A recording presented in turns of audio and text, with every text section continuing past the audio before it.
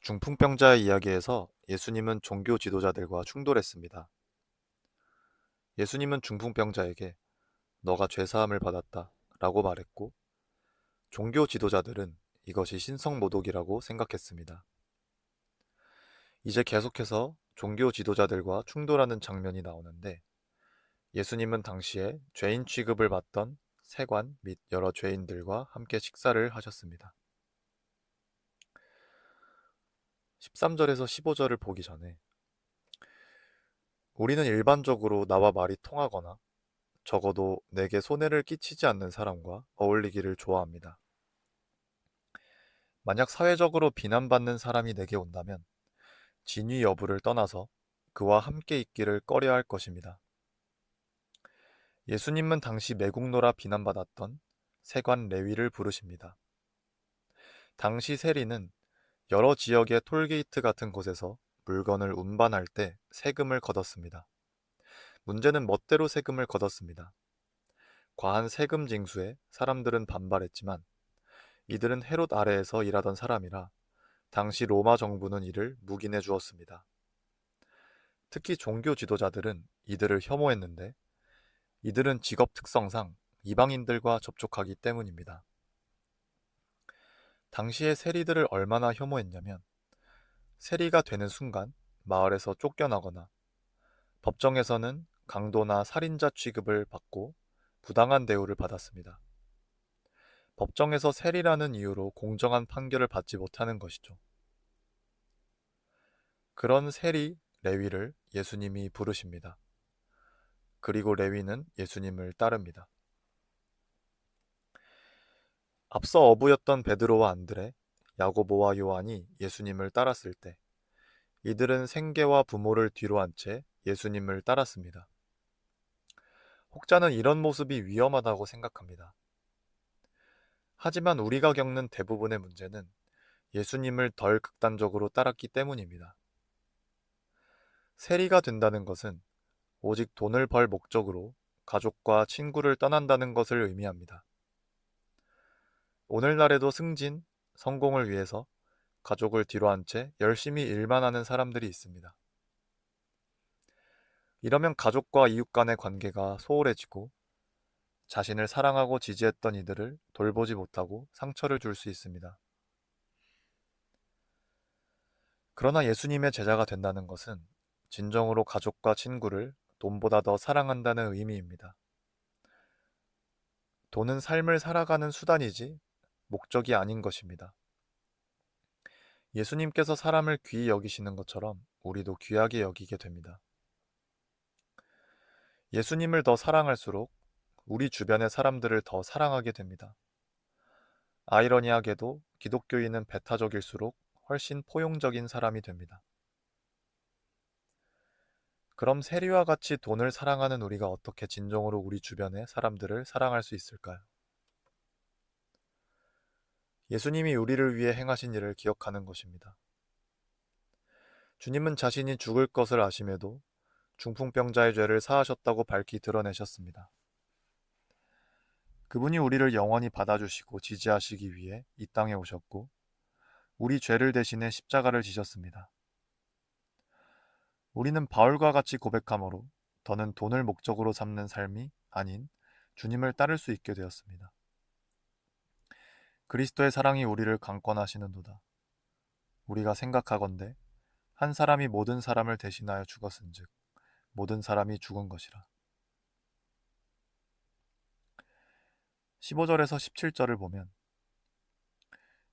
본문을 누가복음에서 보면 레위가 큰 잔치를 벌였다고 말합니다.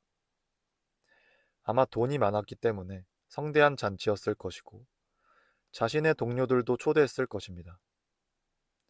많은 세리들과 그와 비슷한 사람들이 예수님과 제자들과 함께 식사를 했습니다.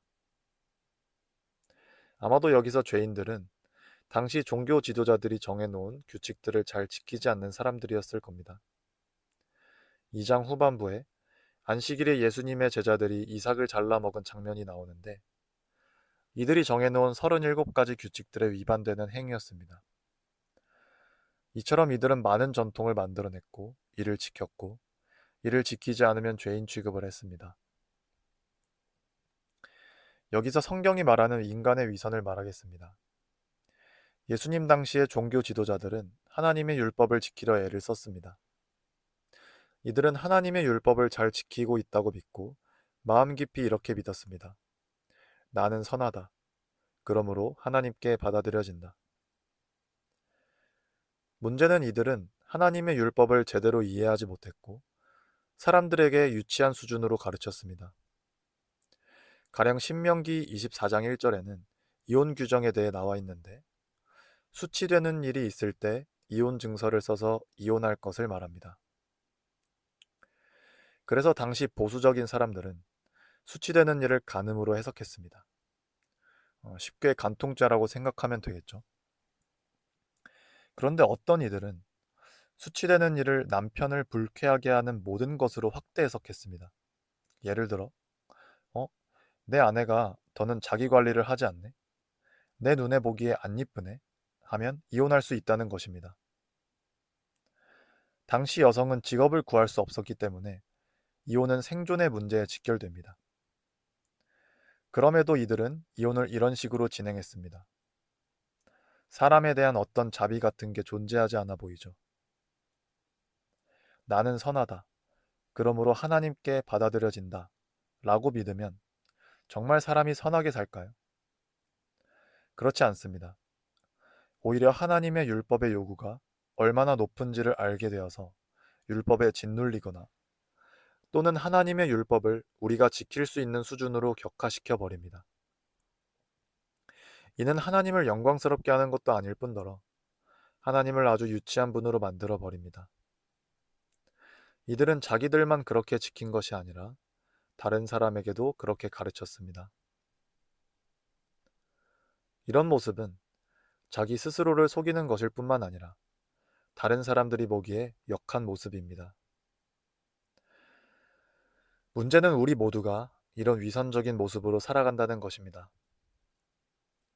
성경을 아는 사람은 하나님의 율법으로 사람을 판단합니다.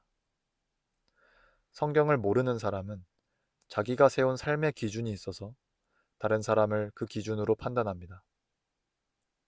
하지만 자기 양심을 지키지 못합니다. 마가복음에 나오는 당시 종교 지도자들이나 예수님을 따르던 무리나 예수님의 제자들 모두 거룩하시고 의로우신 하나님의 기준에 부합하지 못했습니다. 그 누구도 율법의 요구를 충족시키지 못했습니다. 성경은 우리 모두가 죄인이므로 하나님의 심판을 피할 수 없다고 말합니다. 그럼 하나님의 심판을 피할 유일한 길은 무엇일까요? 또 우리가 진정으로 성숙한 사람이 되는 길은 무엇일까요? 우리는 선한 일을 하면 할수록 위선적인 사람이 되어버리고 말 것이고 하나님의 진노는 더해질 것입니다. 17절에서 예수님은 왜 왔노라 라고 말씀하실까요? 예수님은 특별한 목적을 갖고 이 땅에 오셨기 때문입니다.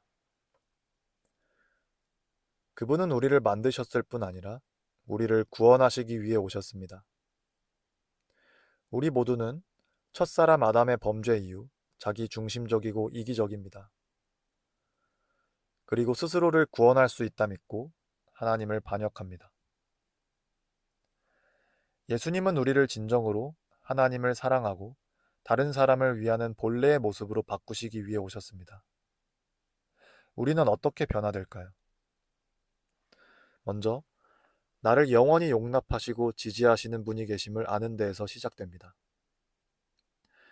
예수님은 우리가 살아야 할 삶과 죽음을 대신 겪으심으로 우리를 구원하셨습니다.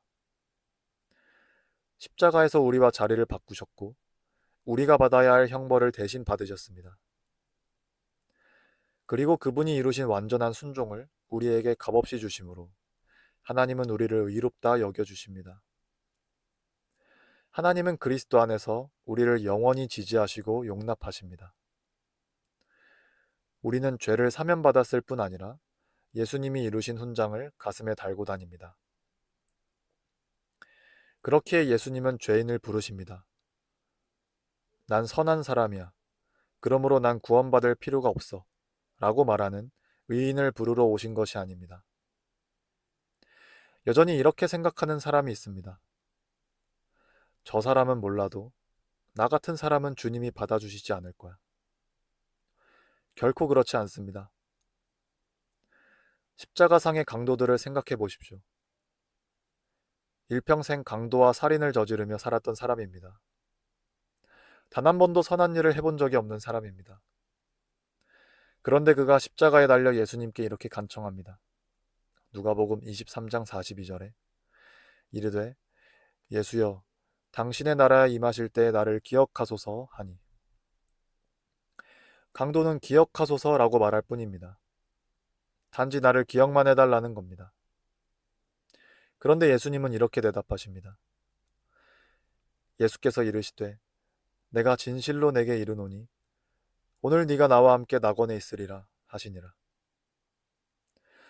그는 단지 나를 기억해달라고만 말했을 뿐인데 예수님은 나와 함께 낙원에 있으리라 말씀하십니다.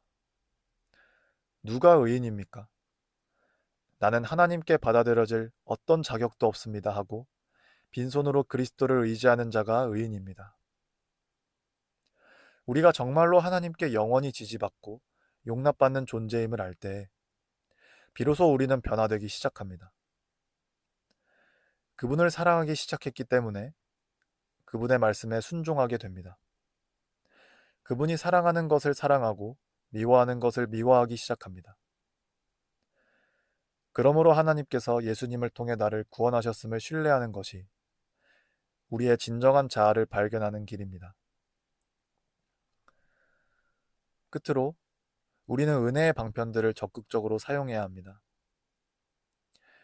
하나님은 우리에게 성경을 주시고 기도할 수 있게 해주시고 교회를 선물로 주셔서 우리가 숨을 거둘 때까지 우리에게 은혜를 주시기로 정하셨습니다.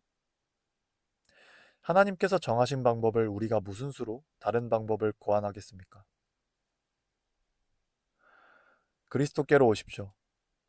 우리는 서기관들처럼 위선 떨며 살지 않아도 됩니다. 우리는 스스로를 죄인으로 고백하며 예수님이 날 구원하셨다고 담대히 외칠 수 있는 자들입니다. 그 누구도 여러분을 향한 그리스도 안에 있는 하나님의 사랑을 끊을 수 없습니다. 여러분 자신조차 말입니다.